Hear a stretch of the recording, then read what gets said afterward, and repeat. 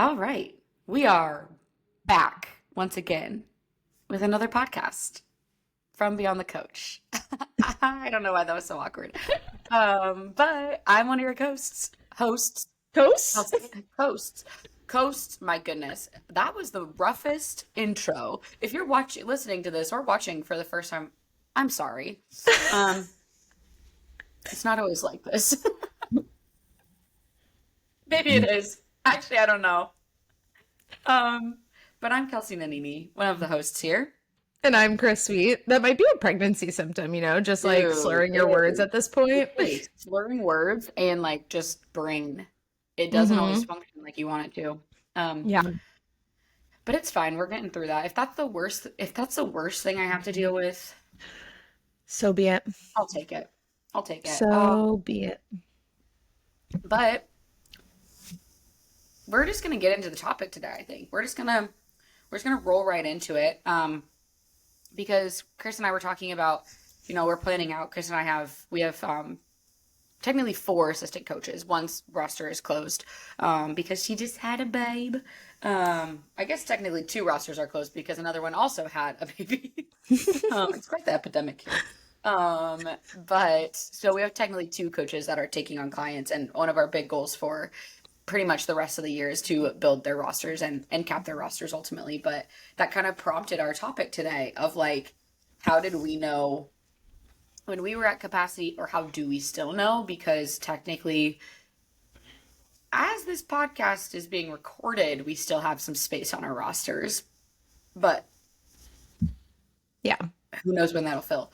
But we wanted to just talk about that. So if you're a coach, like kind of how you know when to cap your roster, how to go about that in like a good way, and how to market that, and then also what to do from there. So we wanted to come at it from a point of like client delivery, and providing a really, really good quality coaching, because we both learned how to cap a roster, like how to know when you're full in a little bit of a different way from business coaching. Um, hmm so maybe we can talk about that a little bit too. Yeah. And this was actually a topic of discussion I had with one of my newer Apex Coach Accelerator clients. She was literally asking because in our intake form, we ask our coaches like, hey, how many clients do you have, and how many clients like do you want to have? And in her intake, she was like, I don't even know. Because I don't. She's like, I would love some help to just understand like what my capacity could even look like, because I don't feel like until you're there. And Kelsey and I always say we walk so that you guys could run, because we had to learn the hard way of some capacities that we were at, and then ultimately deciding to like what that looks like for. Do you hear that? I do actually. I've That always would be said like a the new washers washer. are like the nicest, sweetest. Like I remember the old washer was like, it's done. No, literally, and it would like vibrate the house. You're like, okay. And then I remember my parents like they got like the next gen washer, because we had the old one at our house that we had in Washington, and Oh I was yeah, like, your guys' mine's like a washer was so melody. kind. Yeah, Clearly, now it's it's like now it's dee, the dee, same. dee, dee, dee, dee. We upgraded our washer situation once we moved. I'm Now it's like thanks to hoping us. that once we move, we still have a washer that gives us a nice little melody. As long as it's a good rental, I'm sure you'll have a newer washer. Hopefully. But also deciding like for assistant coaches what their capacity can look like, because it is a little bit different, I feel like, from assistant coaches to the CEOs or the head coach, and based on someone's role in the business. So I guess we can kick it off with like, Kelsey, like how did you learn your capacity? What did that look like? I want to know the I story. have like partial PTSD, I think.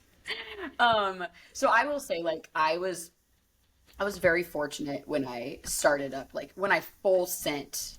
At the time, it was actually Kelsey Fit. That was literally my business name.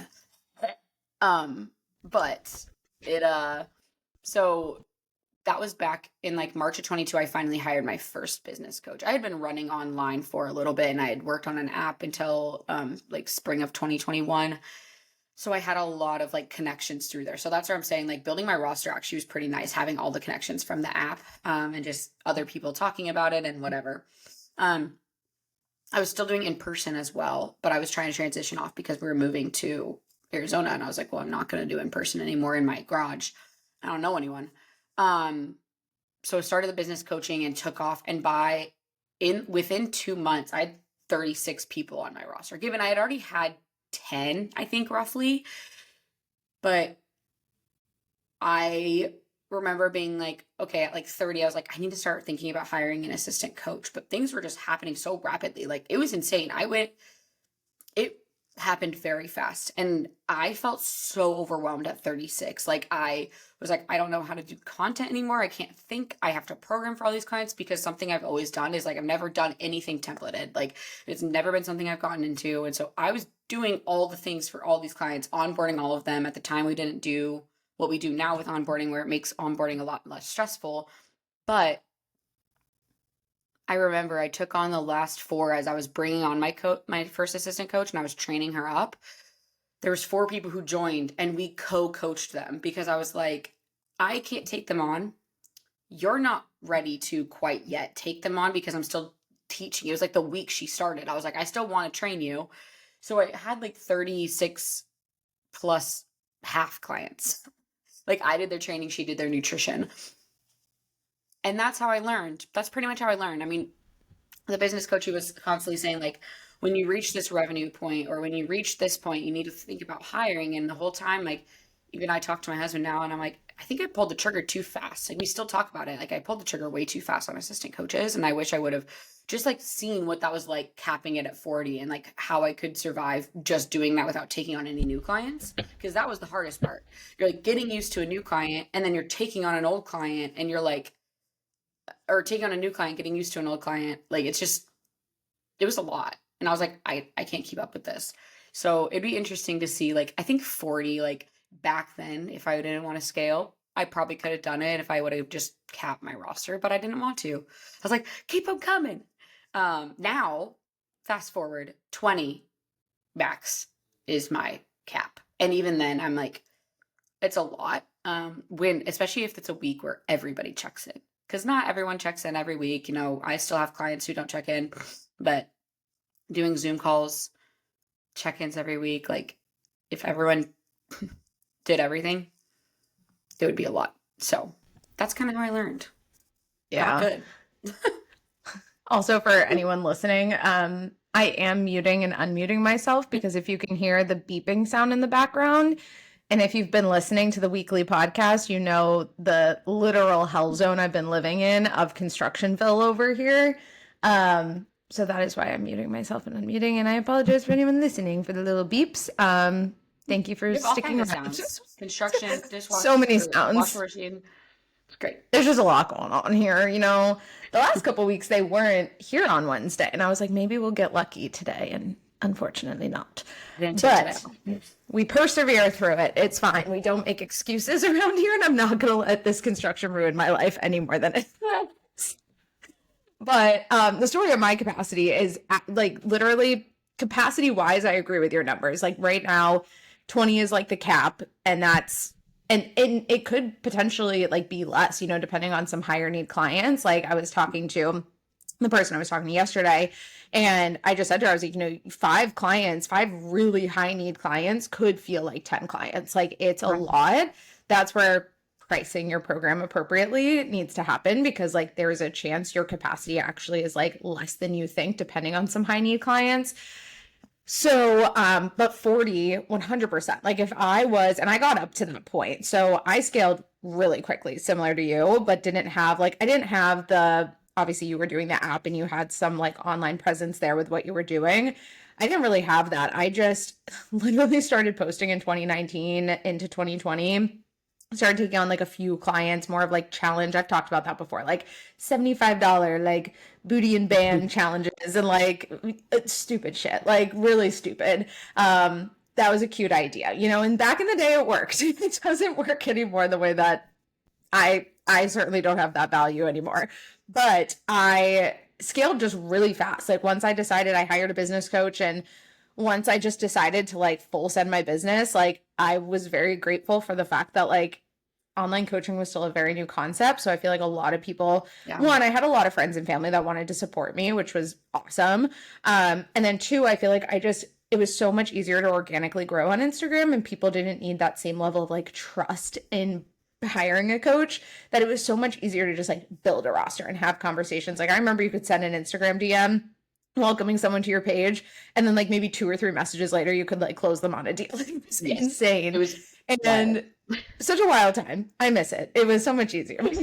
But I just scaled really fast. Like within a few months, I got up to about like mid 30s into 40s. I remember at one point I had about like 45 one-on-one clients, and that was like beyond capacity. That was me drowning every single day. That was me working from the moment I woke up to the moment I went to bed. And I remember thinking that I got into this to have still some level of flexibility in my lifestyle. Like I obviously wanted to work for myself, but I also was like, I don't have the time to like go out on the weekends. I don't have time to go to dinner with my husband. I don't have time to go do all of this stuff because I was just so at capacity. And at that time too, I was offering monthly calls to all of my clients. So I was also getting on 40 to 45 monthly calls that were 45 minutes also. So like talk about that's a whole 40-hour work week of calls right then and there. And so it was really difficult. It was just like, and I was doing customized programming. I've never used templates.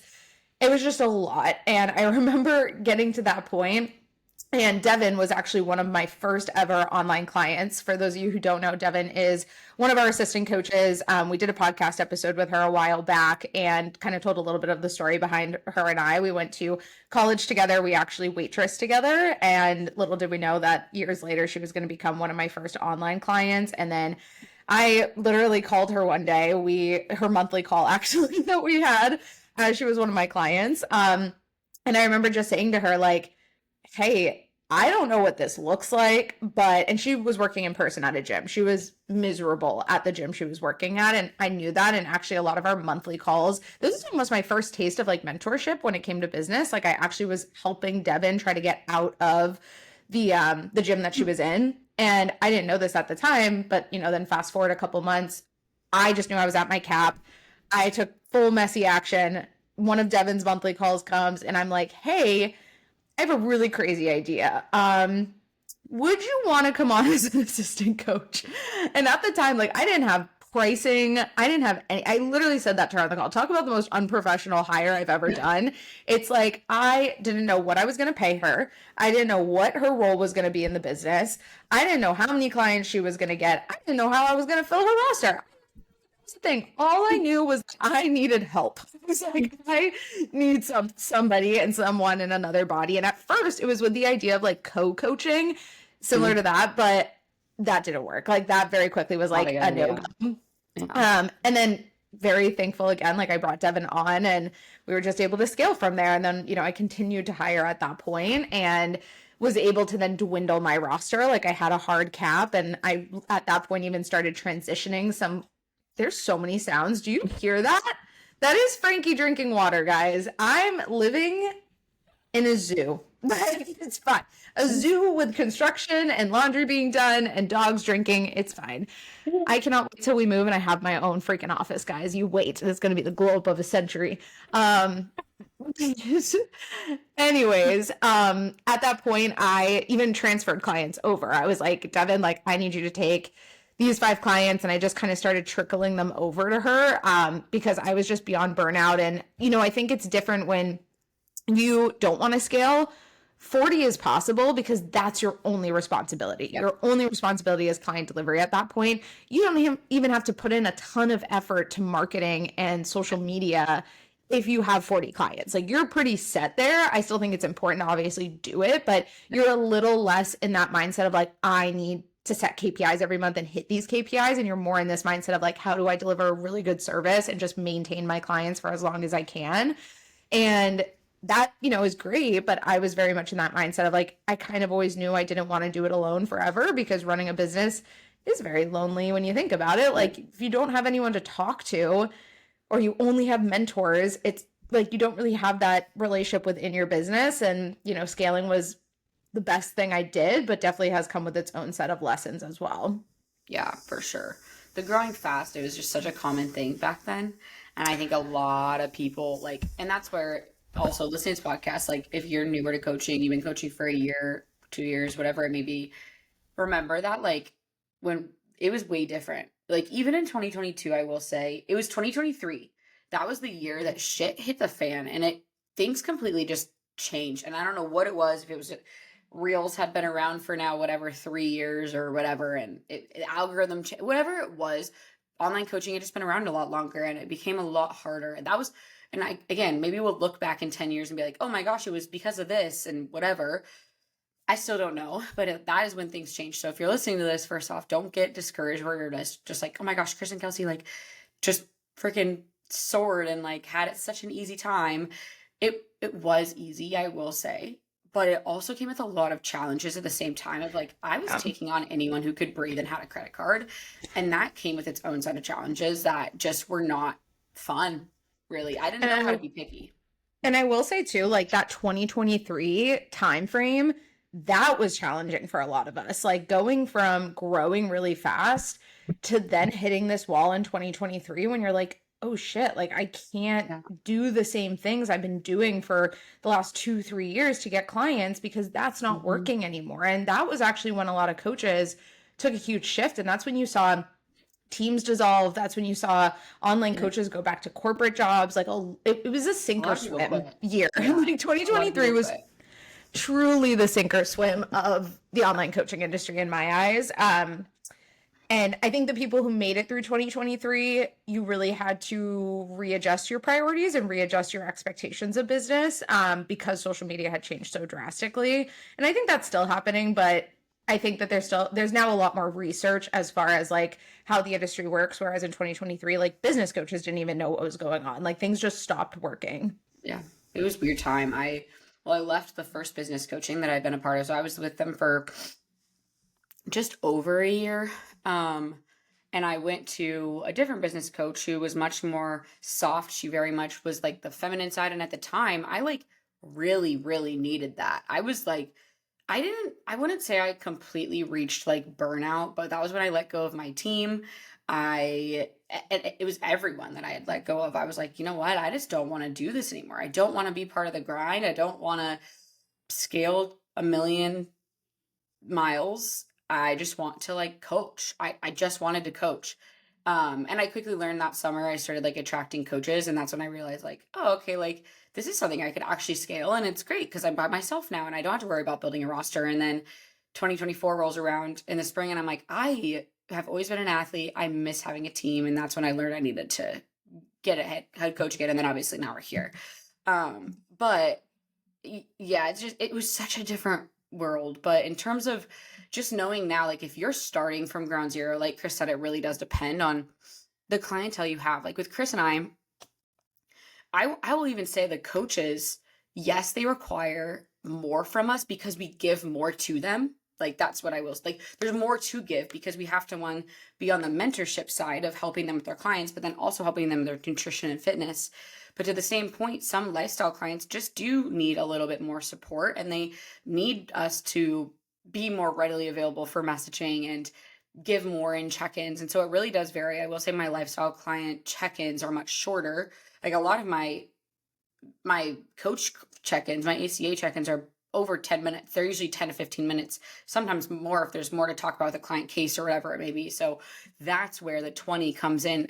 Check-ins just take so much longer. I mean, I have 14 check-ins, 12 to 14 check-ins on Mondays. And I could not do more. Like, that is about my cap. I took on another client last week that will have a Monday check-in response. And that's like, I'll have to start moving them to Tuesdays because it is a lot, but it's fun. So that's kind of how, like you have to understand who you're coaching and how much support they need. And you may not know that until you actually get into it, which is where it was a little bit different from the advice I got, of like scale as fast as you can. And then you'll be good. And then you can just chill and then you can hire. And it's like, oh my gosh, it was such a grind, which was fine. But, 'twas a lot. It was a lot. Yeah. And I think too, with like when you're trying to build your roster, I like to think about it in tiers. Like when you're building your roster, go from 0 to 5 and like see how that feels. And then go from 5 to 10. I think that always working in sets of like 3 to 5 when you're tiering your roster is really important because you can just see how it feels to take on more.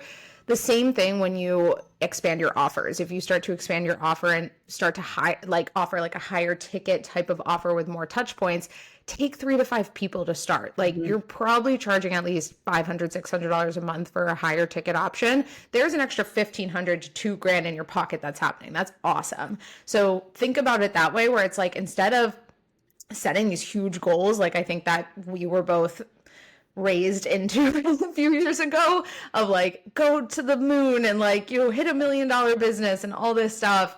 It's like, why don't you see how it feels to build slow first? Because something we weren't always really taught super effectively, which we try to work on with our coaches, is then retention. Like, how do you provide a really good service to actually retain clients instead of constantly needing to get 5 to 10 new clients a month because your turnover is just so fast?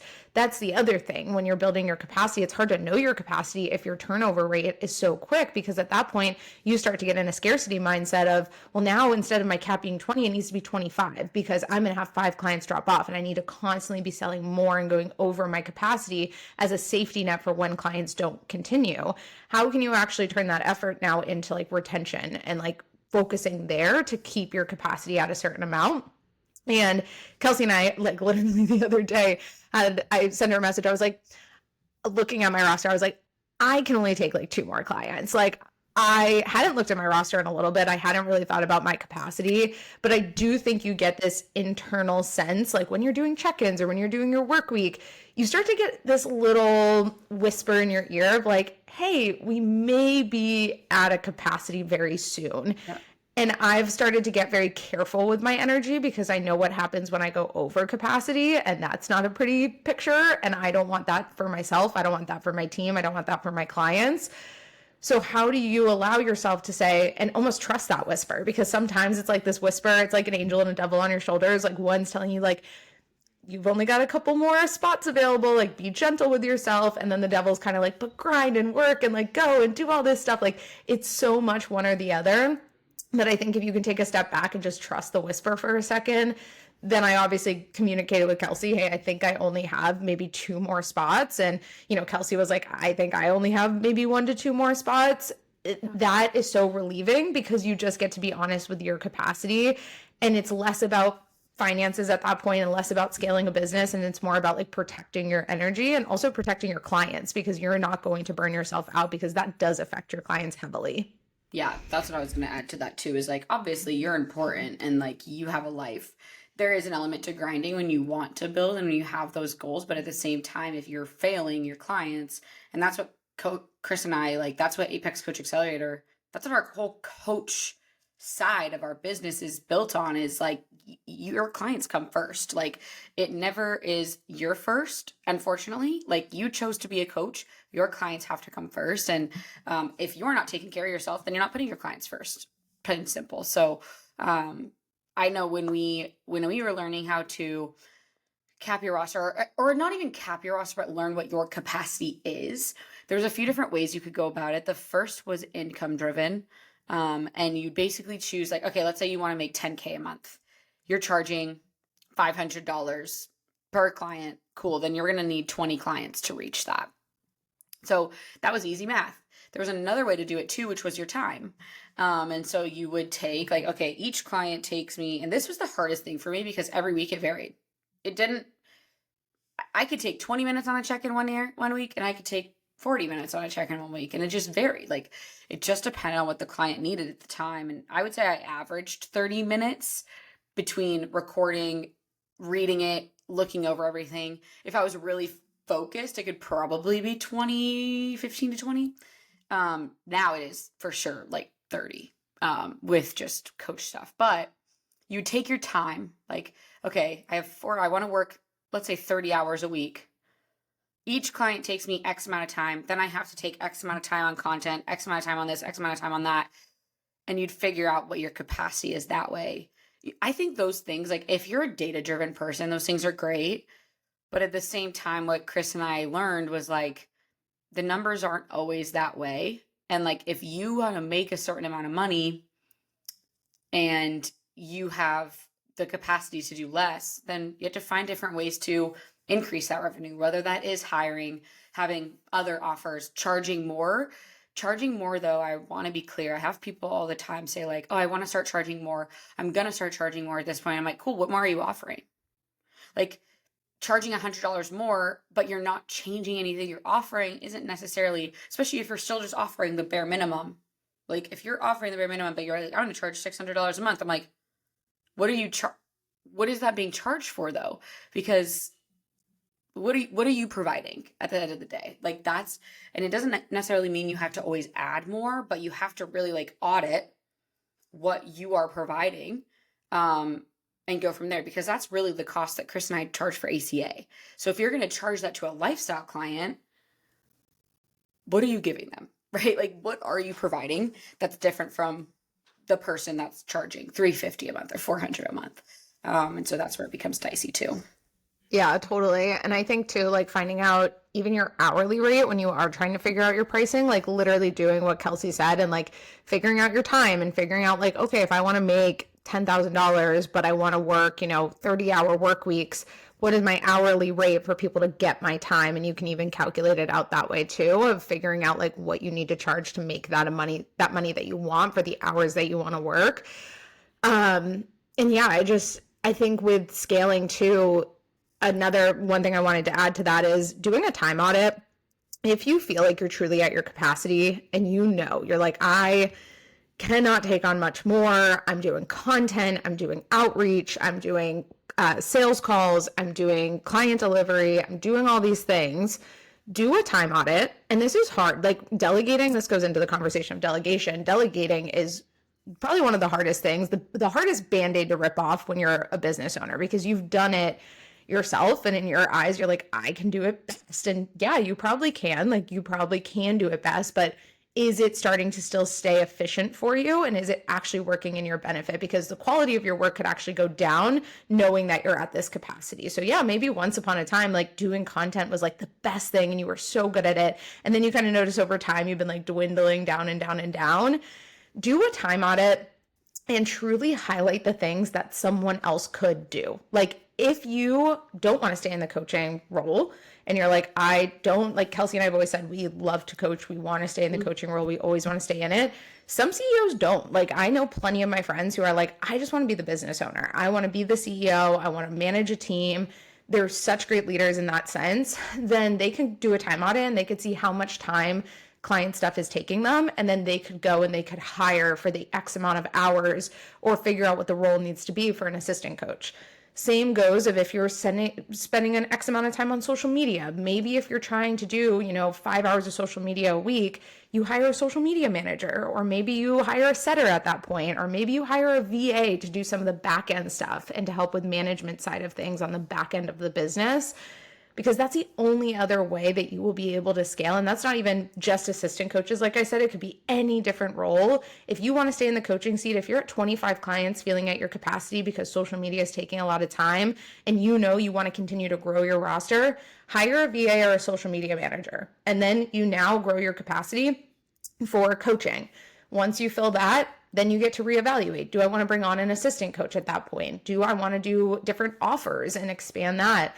There's just so many options when you really think about it, and you just have to stay really centered in what you want to do and figure out your role first in the business, because when you've been wearing all the hats, it's freaking hard to figure out which one you need to remove because you get your ego in the way every single time. But your capacity is your capacity. And I think that one thing that I love about kind of the industry we're in now is there's just a lot more visibility around mental health and burnout, that mentors don't want you to burn out the same way that I feel like they pushed us in 2020 and 2021, not even knowing that was burnout. It was just the grind. It was just what it was. And then I think again, 2023, we all kind of had a little crash out moment at that point. And I just think you have to be so careful and gentle with yourself because your business can crumble if you crumble. Like that is the reality of it.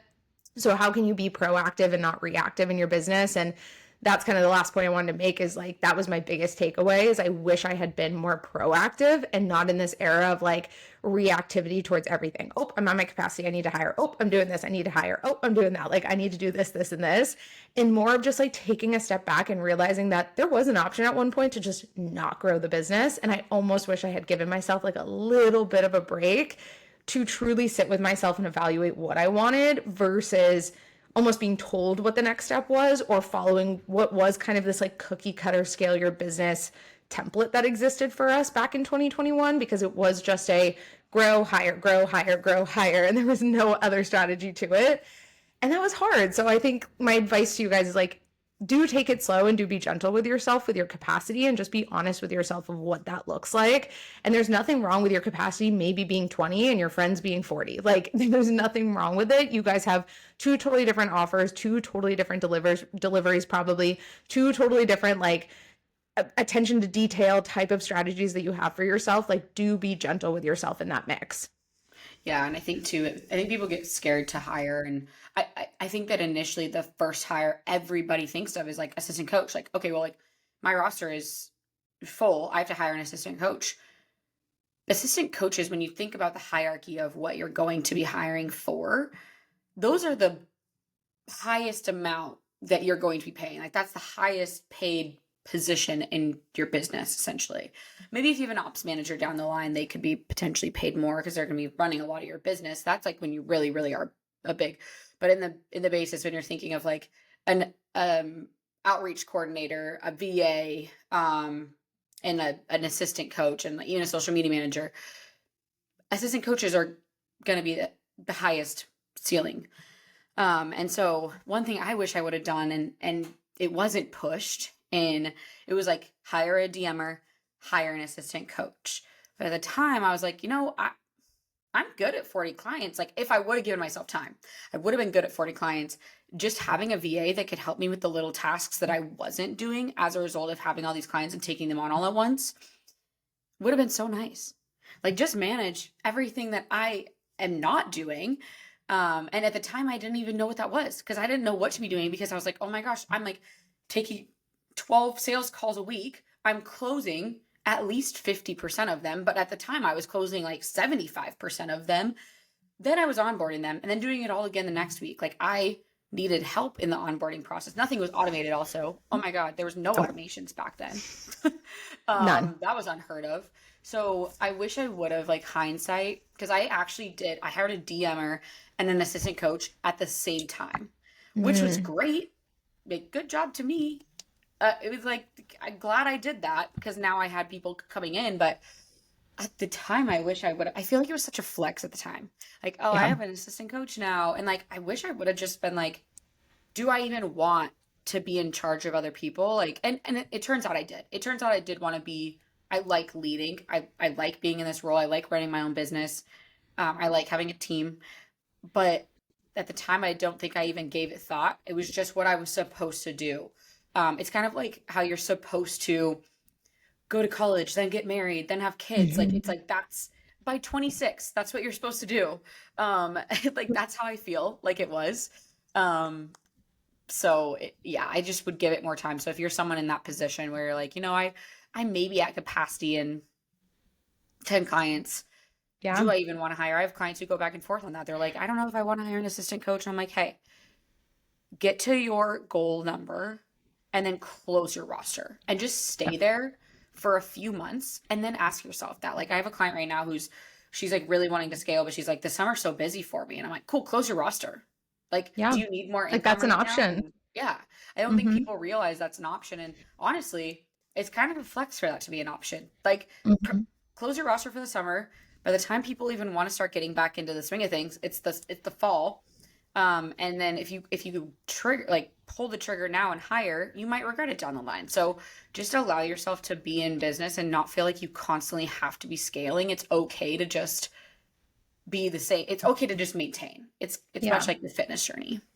Also, hot take, something that I wish I knew was an option back when I was at my capacity and I was making, 8 to 10K months on my own at one point, like without even a team. Like once I was at 40 clients and charging appropriately, like it was nice. And Kendall, our mentor, she has started to kind of push this a little bit more, which is like a house manager or like a personal assistant in person. If you are at your capacity making like 8 to 10K months and you have some margins left over, you could also hire someone literally in person to come to your home and do your laundry or make your food. Like if you are truly in a scaling mindset, but you want to stay solo for a little bit, or or even if you have like one team member and you just know, I'm not at the place right now to want to take on another hire. I'm more in the place of wanting to increase my capacity within my business, but life, I have to do chores and I have to make food every Sunday and I need to do this and I need to go grocery shopping.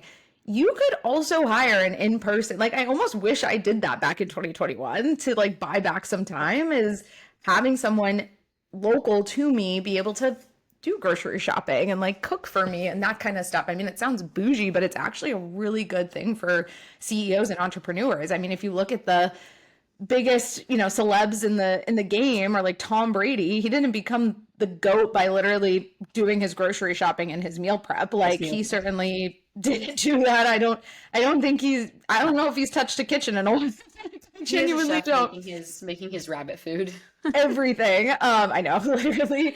And I just think about that. I'm like, that is an option. And I think it's genius to eventually, and I would eventually love to have, some sort of in-person help. And you and I have talked about that, of like a nanny.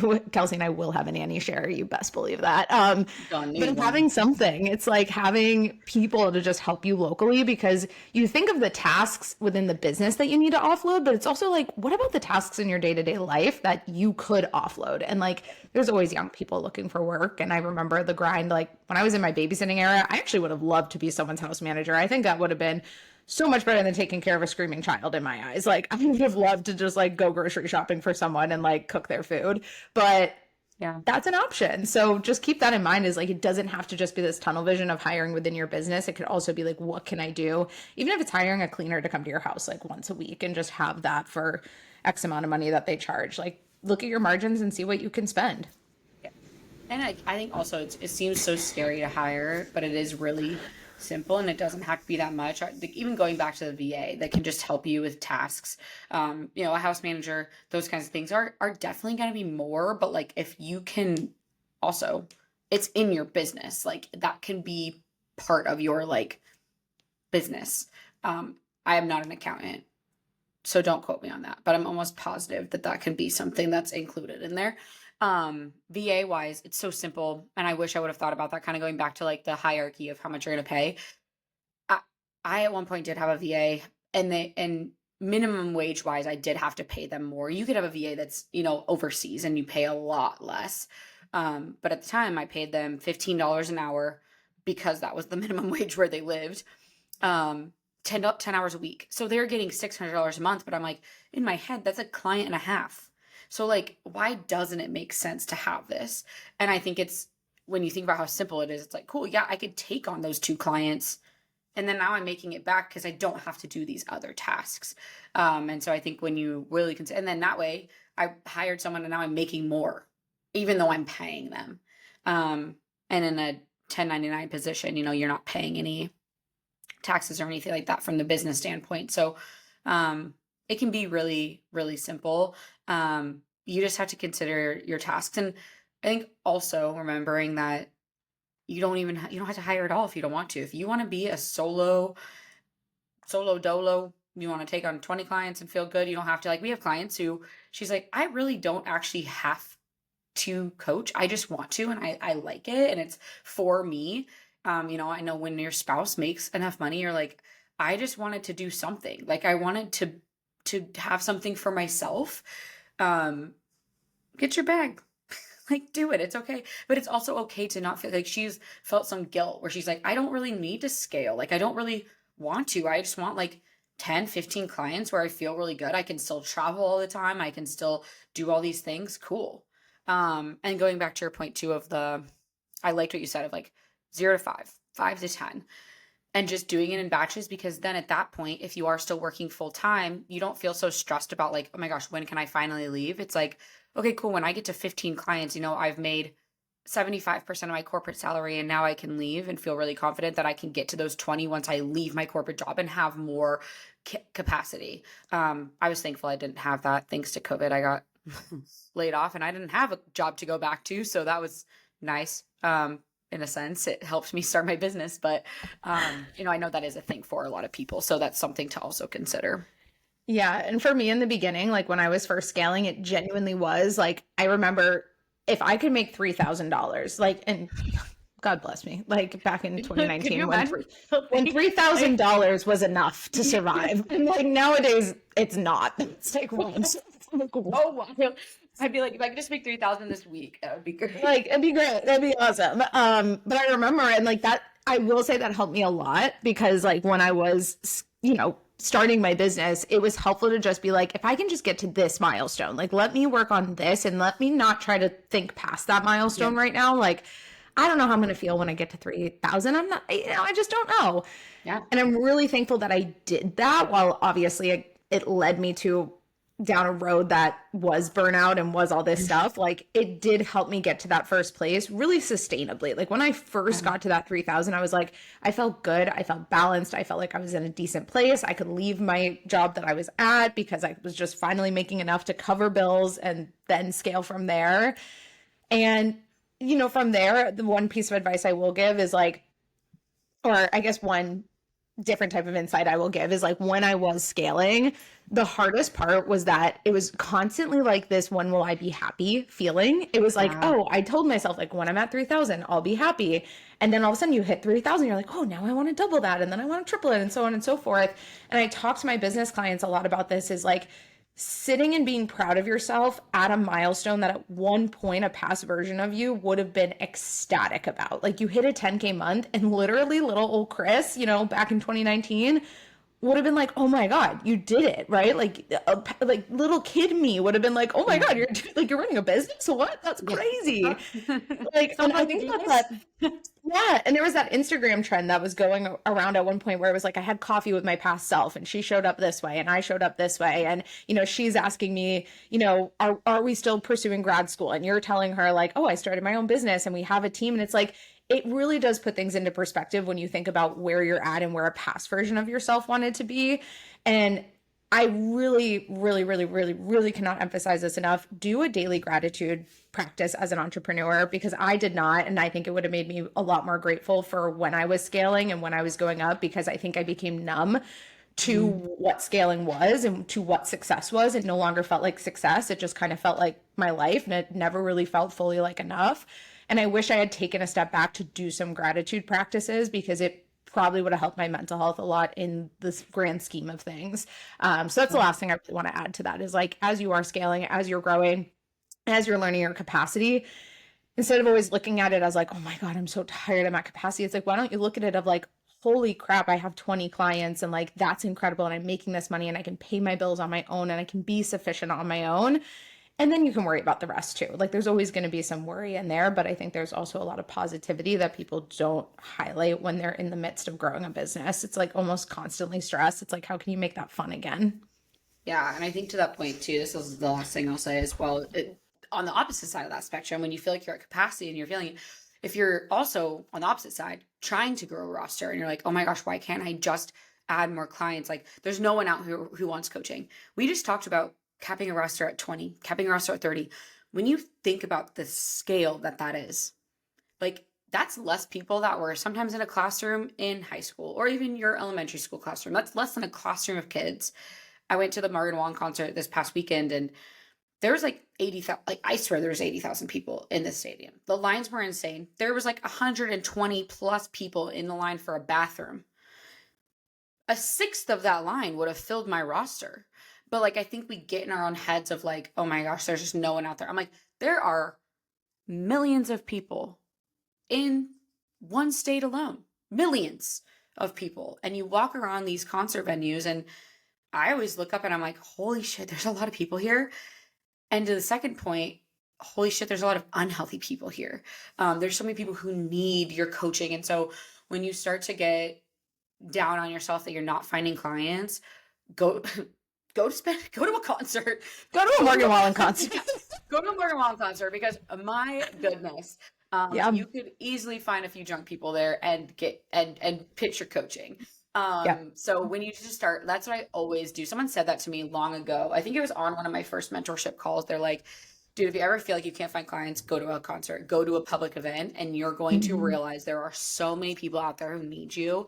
but maybe you're just not looking in the right places, and maybe you have to look in other places and kind of go from there. So, yeah, that's a little bit on rosters. I know. Hopefully it was helpful for you. I was gonna say that was good. I know I keep saying like last thing. I will add one last thing. The third If- last thing we're The gonna say. third last thing I'm gonna say is only because I'm like travel is very helpful for me from like a mental health perspective. So I think if you can even like to put things into perspective, like go to the concert and be in a crowd of 80,000 people, or even like get on a plane and literally it puts some like when I was in Iceland, I almost kept having these moments of like, wow, I'm just like this little person on a floating rock in space. Like that's like it's not that deep when you think like to put things into perspective of like, oh my gosh, like I really need to count my roster, all this stuff. If you're almost getting a little too detached like from reality and it's one of those like I need to go touch grass moments, sometimes the best things you can do is just get a change of scenery. And I'm not saying you have to go to Iceland to do that, but it could just be like taking a weekend trip or a road trip with your dog and like into a cabin in the woods and just like getting a change of scenery to show yourself like life is not that serious. We all have our challenges. We all have our stressors. We all, as entrepreneurs, are always going to have something that we're working on. But at the same time, like remove yourself from that and give yourself permission to almost like take a breath. I'm very much someone who says like you need to take 2 weeks off a year at least from your business, like completely, like no client messages, no check-ins, no nothing, to give yourself that reality check of like, ooh, like life is so much more than me growing a business. Life is so much more than this stress that I have. And like, you really are just a person on a floating rock. And like, there's millions of people on that floating rock and we're all just trying to figure it out. It's like very cool when you think about it and zoom out that way. So a little bit of like a different change of pace, but also something that does help your mental health when you're trying to figure out your capacity, or if you feel at capacity, you're like, I need to go take a breath and take a little break, go on a trip, come back and reassess. Like sometimes that's all you need to make those proactive decisions versus the reactive decisions. Yep. The fourth last thing that I'll say is just an announcement. As we talked about towards the beginning of the podcast, we were just talking about our roster size and how it kind of prompted a little bit of this podcast. So as Chris mentioned, she has 2 spots left on her roster before she's filled till literally like October, November. And honestly, and that's like coming from my perspective is that she probably won't be taking on anyone because she's going to take on a lot of my clients when I am out. So potentially 2 clients for the rest of the year unless you convince her otherwise. Which you need to come do a DM pitch. Like, go to my DMs and pitch yourself. Maybe I'll take you. Probably will tell her no. But and then for me, I'm actually going to be capping it like end of August. I want to be able to have some time with you before I go on maternity leave. So I won't be taking on any clients in September, October, November, even though I probably will want to. I want to make sure you are well taken care of. Like that's one of our biggest things. And I know we always talk about it is like just making sure our clients are taken care of. And obviously you're going to be well taken care of whichever coach you're with. Chris will be taking on most of my ACA clients, but I want to make sure. I was going to say that, like, if anyone does work with Kelsey or wants to work with Kelsey and you're like concerned about maternity leave, you'd be working with me, and then Kelsey obviously will still be around. Like we have a whole game plan behind it. So it's definitely something where honestly, it's kind of like the best of both worlds. You get both of us. So like, I think that's cool. I mean, for sure. And if you're a lifestyle client, which I'm not taking on any lifestyle, that part's closed, but they'll be going to assistant coaches and be well taken care of. So yeah, if you are a coach looking for coaching, we have literally 3 to 4 spots. I could be convinced to take on 2. I could be convinced for the right person. I'm just kidding. But literally like 3 to 4 spots left before our roster's closed, which is kind of insane. So feel free to apply through the link in the bio, and we can't wait to chat with you more. Thank you for listening. See you guys next time. Bye. Bye.